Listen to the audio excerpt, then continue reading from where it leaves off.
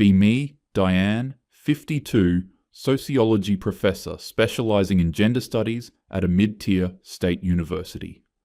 I've spent 3 decades teaching young people about dismantling patriarchy, intersectional feminism, and progressive relationships.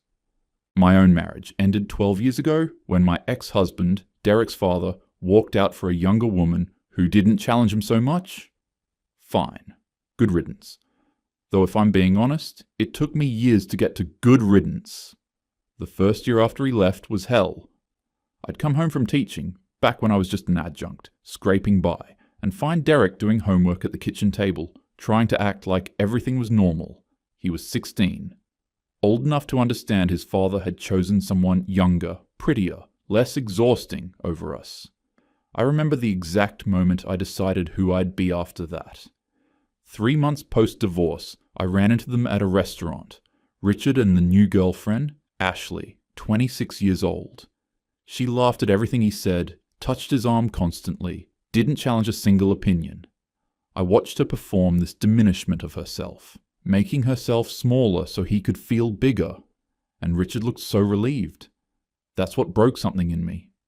Not that he'd left, but that he'd left because I'd asked too much, because I'd wanted him to read the parenting books, share the mental load, attend my faculty events, because I'd refused to make myself smaller.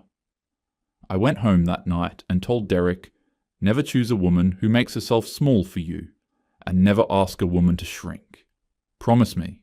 He promised. I threw myself into my career after that, got my PhD, published papers, built my reputation as someone who taught men to be better, every male student who left my classroom understanding emotional labor, every young man who learned about consent. That was my revenge against Richard. I was raising a generation of men who wouldn't do what he did. And Derek was going to be the crown jewel. My proof that you could raise a man who'd love strong women, who wouldn't be intimidated, who'd be a real partner. I just wanted him to be nothing like his father. I raised Derek alone from 16 onward, made sure he understood consent culture, emotional labor, the works. He turned out great. Sensitive, respectful, financially stable software engineer.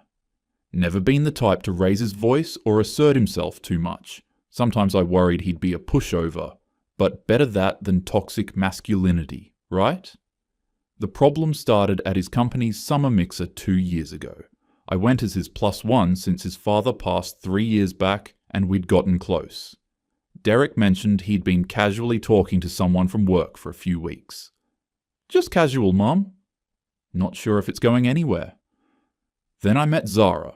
She was holding court near the bar, wine glass in hand, explaining to a circle of tech guys why their merit-based promotion system was actually just coded sexism. She used terms like intersectional framework and dismantling oppressive structures. I literally felt my heart swell. This woman was articulate, confident, exactly the kind of evolved partner I'd always hoped Derek would find. I pulled him aside. That's her? Yeah, that's Zara. Derek, she's incredible. He gave me this uncertain look. She's intense. Intense is good. Intense means she knows what she wants. Over the next few months, I made it my mission to encourage this relationship. I invited Zara to my feminist book club, introduced her to colleagues from the gender studies department. Every time Derek expressed even mild hesitation, I shut it down. Like when he mentioned Zara got upset because he suggested splitting the cost of a weekend trip to Portland.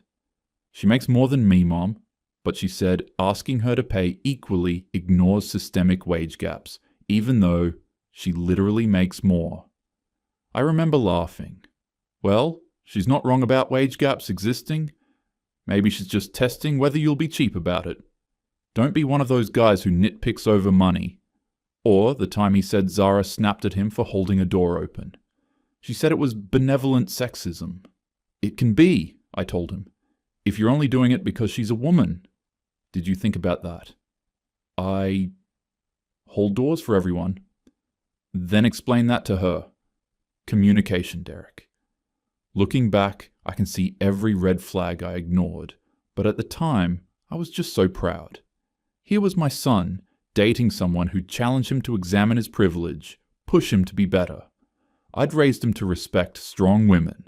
This was exactly what I wanted. The turning point came over Sunday brunch at my place, about 6 months into their relationship. Derek was picking at his eggs, quiet. What's wrong? Nothing. Just, I don't know if Zara and I are right for each other. My fork stopped halfway to my mouth. Why would you say that? She's just, everything I do is wrong somehow. Last night I made dinner. She's always saying I don't do enough domestic labor, but then she criticized how I cut the vegetables, said I was performing incompetence to avoid future tasks. Were you? What? No. I just cut them differently than she would. I set down my fork. Derek, listen to me. You could marry someone who challenges you to be better, or you could settle for someone who makes you comfortable. But comfortable men don't change the world. Zara is pushing you because she sees your potential. He looked at me like he wanted to say something, then just nodded. You're intimidated by her, I continued. That's normal. Your father was intimidated by me too, but you're better than him. You can handle a strong woman. I watched something shift in his expression. Resignation, maybe. Or determination. You really think she's good for me? I think she's exactly what you need. 4 months later, he proposed. The engagement dinner at my house was perfect.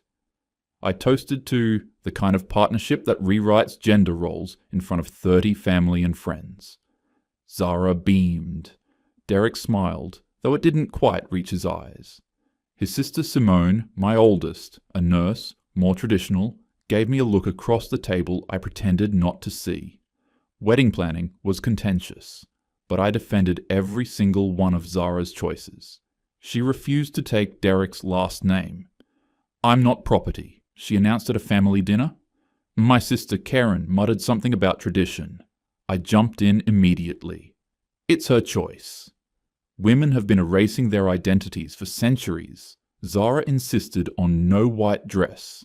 Virginity purity culture is misogynistic, and a ceremony with no traditional language. When Derek's aunt suggested conventional vows, Zara's voice went ice cold. I'm not performing femininity for the comfort of others. Aunt Linda looked hurt. I stepped in. This is what progress looks like. We should celebrate her authenticity. The costs spiraled. Zara insisted on a feminist photographer, €3,500. Sustainable catering, €8,000. And a venue that donated to women's causes, €4,000. Derek was covering about 90% of everything. When I gently asked why, he said Zara felt that splitting costs equally ignored the systemic wage gap women face. She makes more than you though, right? Yeah, but it's the principle, she said. I told him that actually made sense from a theoretical standpoint, even though privately I felt uneasy. But what could I say? It would sound like I was policing how she engaged with feminist economics. The worst fight came 6 weeks before the wedding. Derek showed up at my house Sunday morning looking like he hadn't slept. Mom, I need to talk to you. We sat at the kitchen table. He showed me his credit card statement. Wedding costs were drowning him, and Zara had just added another €1,200 for ethical wedding favors. I asked if we could cut back somewhere, anything, and she said I was prioritizing capitalism over our values, that I was showing her what kind of partner I'd be. What did you say? I apologized. Something in my chest tightened. Derek, I don't think I can do this. Everything feels wrong. This doesn't feel like partnership. It feels like I'm failing a test I didn't know I was taking. I should have listened, should have said, trust your gut, call it off. Instead, I reached across the table and took his hand. Cold feet are normal. Marriage is scary, especially when you're marrying someone who won't let you coast on male privilege. She's pushing you to be better. It doesn't feel like growth. It feels like drowning. That's patriarchal discomfort. She loves you. She's just not going to baby you through it. He looked at me for a long moment. I could see something dying behind his eyes. "Okay," he said quietly. "You're probably right." He left 20 minutes later, shoulders slumped. I went back to grading papers. The wedding itself was beautiful in a non-traditional way. Zara wore black. The ceremony included a land acknowledgement and a reading about dismantling romantic ownership. Simone sat in the back row with her arms crossed the entire time. 3 months after the wedding, Zara quit her marketing job. Derek called me, voice tight. She said the corporate culture was traumatizing, that she needs time to heal and discover her authentic self. Well, mental health is important. "Mom, I'm picking up overtime to cover both our expenses now." She started a lifestyle blog, but it doesn't make money. "Maybe give it time." She's finding her path. She orders these wellness subscriptions, crystals, manifestation journals, €150 a month. I didn't know what to say to that. "Have you talked to her about budgeting?" She says monitoring her spending is financial abuse. I felt a flicker of something, doubt, but I pushed it down. She's adjusting to married life. It'll balance out. It didn't balance out. Zara stopped coming to family dinners entirely. When I asked Derek about it, he said she found them energetically draining and needed to protect her space. At Christmas, Derek showed up alone. Zara has a migraine. He looked terrible, lost weight, dark circles, barely touched his food. When anyone asked him questions, his answers were short, distracted. He left after 40 minutes. Zara needs me home. After he left, Simone cornered me in the kitchen. "Are you happy now?" "Excuse me?" "You pushed him into this. She's destroying him and you keep making excuses. That's not fair." "She hasn't worked in 8 months, Mom. He's working 60-hour weeks." And she convinced him to stop seeing his therapist because the guy was validating patriarchal guilt patterns. I felt cold. "How do you know that?" "Because he told me." Before she cut him off from talking to me too. She pulled out her phone, showed me Instagram screenshots. Zara's posts about setting boundaries with the toxic family systems and releasing relationships that don't serve your growth. One post from 3 days ago, when your Mel is a feminist but still expects you to perform emotional labor for her comfort. I tried calling Derek that night. No answer. I texted, "Can we talk? I'm worried about you." He responded 4 hours later. "I'm fine, Mom. Zara and I are just prioritizing our relationship right now." She helped me see that family can be emotionally manipulative without meaning to be. That didn't sound like Derek. It sounded like Zara. I spent the next 3 weeks defending Zara to everyone who'd listen. When Simone texted me articles about emotional abuse disguised as progressive values, I replied, "You're just uncomfortable with a woman who doesn't defer to family pressure." When my sister asked why Derek looked so exhausted, I said, "He's adjusting to marriage. Zara's helping him set healthier boundaries." When a colleague at the university saw Zara's Instagram post and laughed, "Sounds like someone's Mael didn't get the feminist memo," I forced a smile and said, "Right? I'm sure I'm guilty as charged, but privately, alone in my house, I was starting to panic."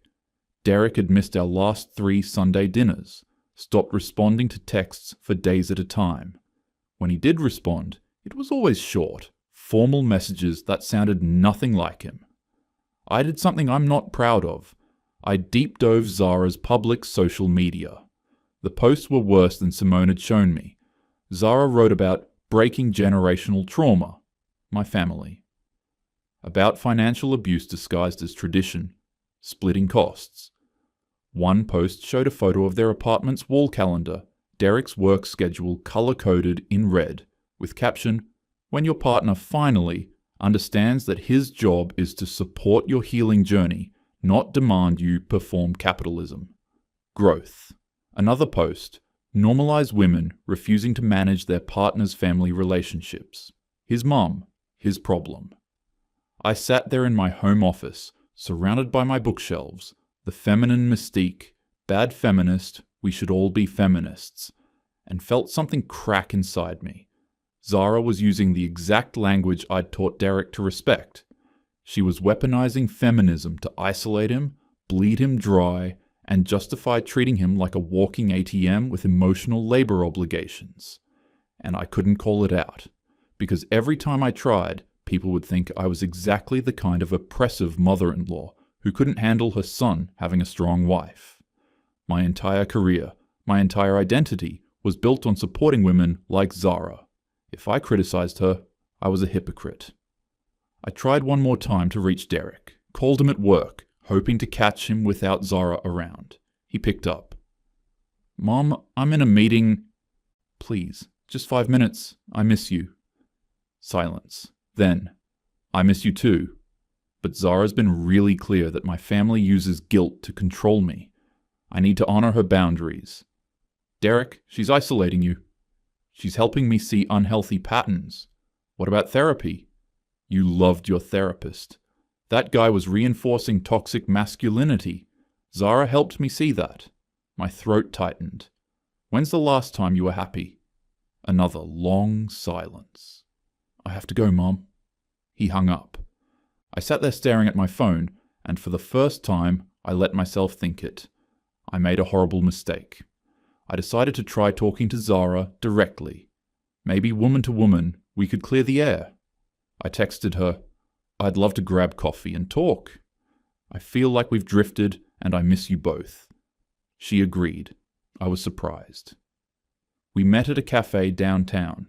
Zara ordered a €7 oat milk turmeric latte. I paid. I tried to ease into it. "I've noticed Derek seems stressed lately. Is everything okay?" She smiled, but it didn't reach her eyes. Derek is stressed because he's unlearning a lifetime of people-pleasing and codependency. I'm helping him establish boundaries.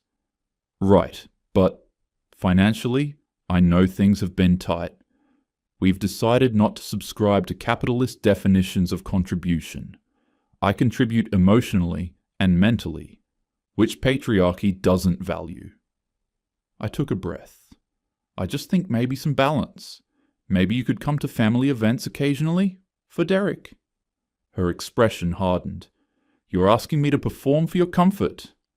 That's emotional labor I don't consent to." "I'm asking you to care about your husband." "There it is." She leaned forward. "You know what, Diane? I expected better from you. You teach feminist theory, but you're just another mother-in-law who expects women to sacrifice for family harmony. You're weaponizing feminism to control me." I felt like I'd been slapped. "I'm not trying to control—" "You absolutely are.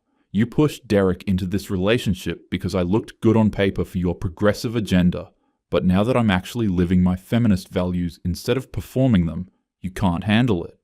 That's not fair, isn't it? You wanted him to marry a strong woman, and you can't deal with the fact that I don't need your approval." She stood up. "We're done here." She left. I sat there for 20 minutes, staring at her half-finished €7 latte. 2 days later, Derek texted me. "Mom, I need you to stop contacting Zara. She showed me your text history. You've been undermining our relationship. I need space." I called him immediately. Voicemail. I drove to their apartment. It took 15 minutes of knocking before Derek answered. He opened the door, only a crack, didn't invite me in. I could see Zara on the couch behind him, watching. "Derek, please, can we just talk?" He looked exhausted, defeated.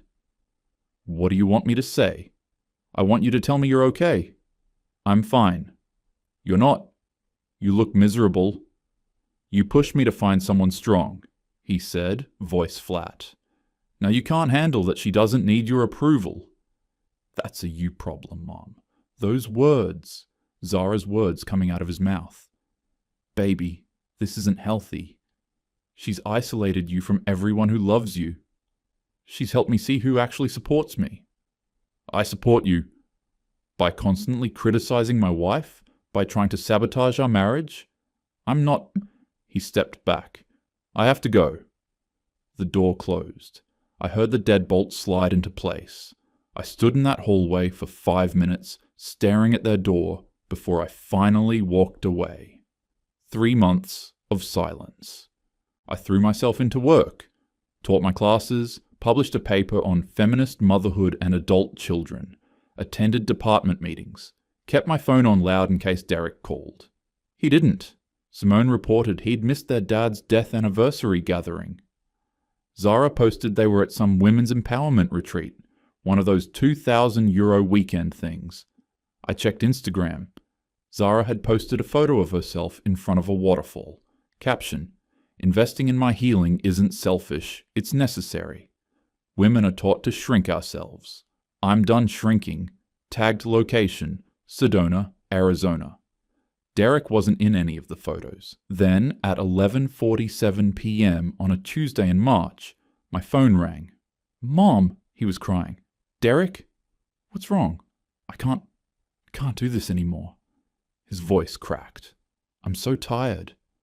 I work all day and come home, and it's never enough. She needs something new every week. A class, a retreat, healing crystals, a life coach. I can't remember the last time she asked how I was doing." My heart shattered. "Then leave. Come home. You don't have to stay." Long pause. I could hear him breathing. "I can't." "Why not?" "Because then everyone will say I couldn't handle a strong woman. That I'm just another man who wanted someone submissive. You taught me better than that, Mom. I can't be that guy." Oh God. What had I done? Derek's strength and selfishness aren't the same thing. I made this choice. I have to live with it. "No. I pushed you into this. I'm so sorry." "I have to go. Zara's asking who I'm talking to." "Wait." The line went dead. I called back immediately. It went to voicemail. I called again. Voicemail. I texted, "Please call me back. I love you." 3 dots appeared, then disappeared. No response came. I sit here now, 2 weeks later, staring at the framed photo from their wedding on my bookshelf. My arm around both of them, huge smile on my face, believing I'd done everything right. Maybe I did raise him wrong. Maybe I taught him to be too accommodating, too afraid of being that kind of man. Maybe I should have taught him that boundaries go both ways, that respecting women doesn't mean accepting abuse. But no, that can't be it. The problem isn't feminism. The problem is Zara misunderstood it. She's an outlier, weaponizing progressive language for selfish ends. That's not what I taught. That's not what the movement is about. Derek will figure it out eventually. He's smart. He'll see through her manipulation and he'll leave, and when he does, I'll be here. Or maybe he won't leave. Maybe he'll stay, because I spent 28 years teaching him that leaving a difficult woman makes him weak. I open my laptop, tomorrow's lecture, Deconstructing Gender Roles in Modern Relationships. I stare at the screen for a long time. My phone sits on the table next to me, screen, dark, silent. I pick it up, scroll to Derek's contact, hover my thumb over the call button. I don't press it. I think about calling again tomorrow.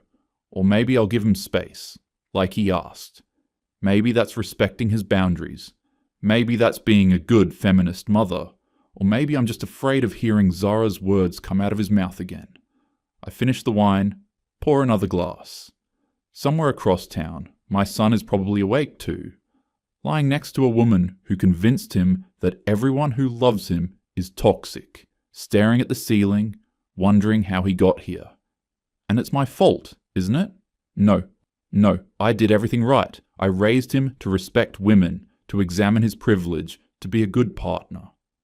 The problem is, Zara took advantage of that, exploited his decency, but if I'd just let him pull back when he first expressed doubts. If I hadn't pushed so hard, I pick up my phone again, scroll through our old text messages, back when he used to send me memes and ask for recipe advice and tell me about his day. The last message from him, 2 weeks ago. I have to go. Zara's asking who I'm talking to. I type out a message. I love you. I'm here whenever you're ready. I hover over send for a full minute. Then I delete it. He needs space. I have to respect that. That's what a good mother does. right?